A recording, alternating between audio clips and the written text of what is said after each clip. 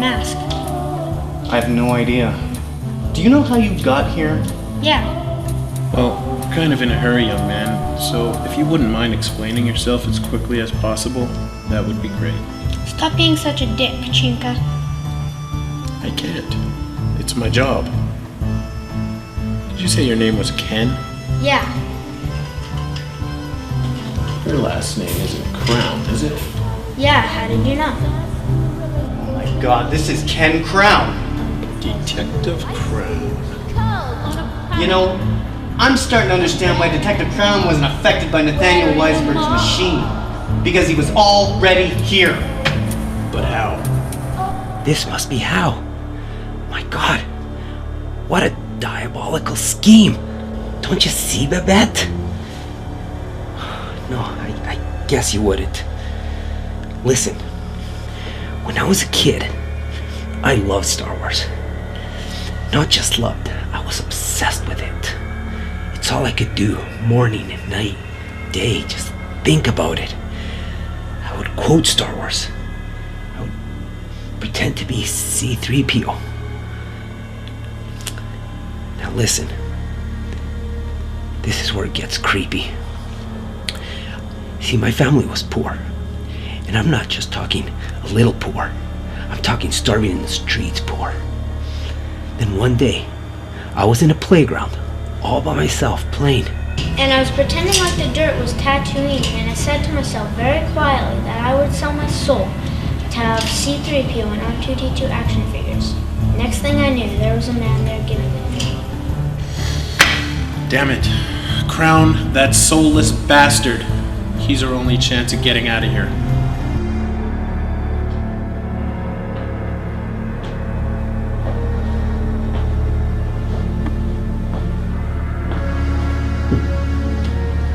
I figured out where we are. Of course you did. What I don't understand is why you're here. I'm here the same as I am there, in the so-called real world. My dear, I don't actually fit in either.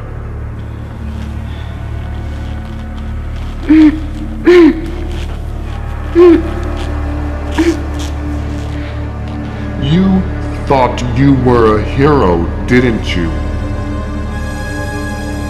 You were created to defeat me. Well, you aren't, and you can't, and you won't. You're nothing, old man. You may have had a hand in every evil thing that has happened on this earth since you were born, but not anymore. Big words for such a little girl.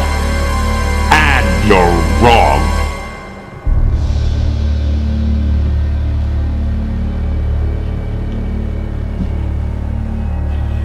We need to defeat this guy. He's killed pretty much everybody I know. Has he? I don't know, maybe that was somebody else, but it's up to me to stop him. Why you? Because it's my blood right. I've been given the task to destroy Bobo, just like Rolf Thompson before me. Maybe if I find the Staff of Osiris. Maybe then.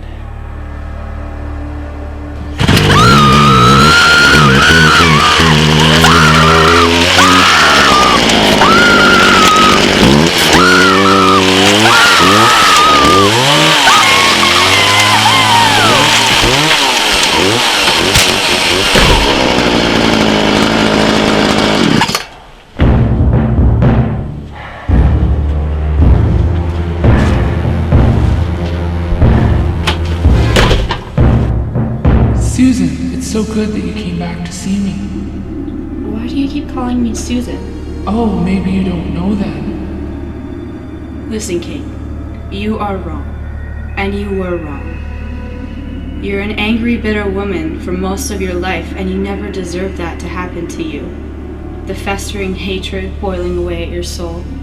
I deserve better than to have you lay your revenge on me. And you deserve a second chance. Susan, what are you trying to say? I'm trying to say that any of your power that I acquire is going home.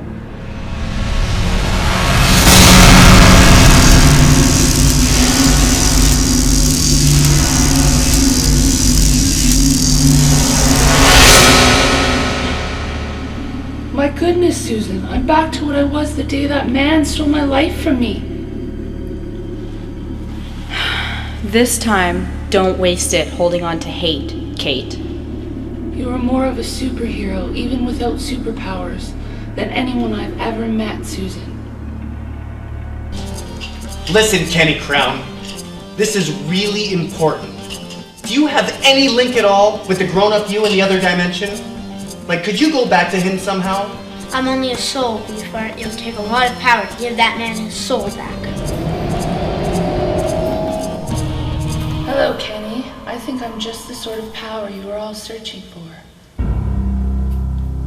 Who are you? It doesn't matter, child. I'm here to help.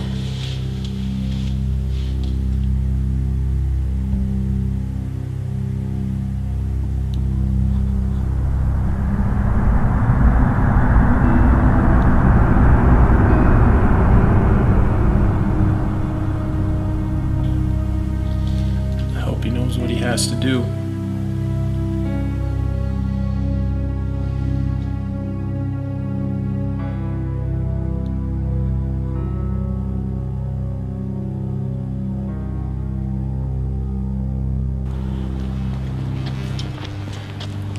Hey, what are you doing over there?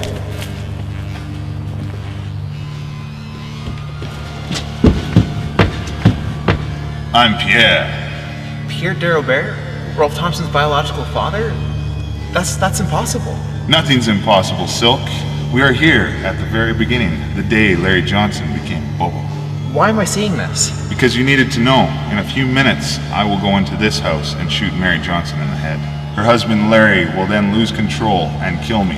I will be the first victim of thousands in his unending pledge to avenge his wife, by killing every last person that gets in his way while he hunts down my entire bloodline. I know that. Everybody knows that. But why am I here? Silk, I'm not a bad person who goes around killing innocent women. My mistake was when I met a man named Nathaniel Weisberg. Me and Mary both worked at the television studio where they made the House of the Uncanny. Nathaniel was obsessed with Mary.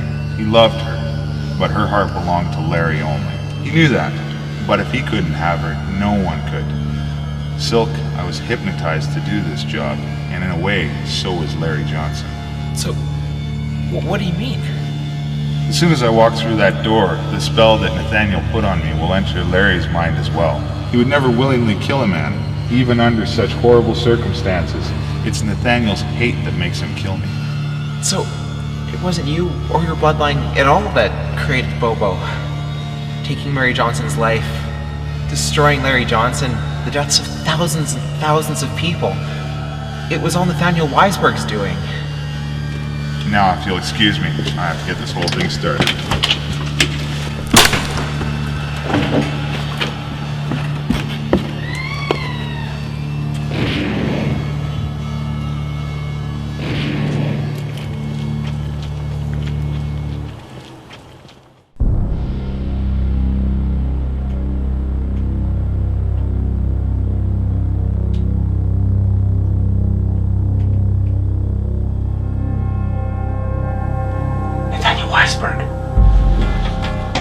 Don't worry about it, sweetheart. All I gotta do is get down to the TV station and turn off a little black box. Then, you'll be right as rain.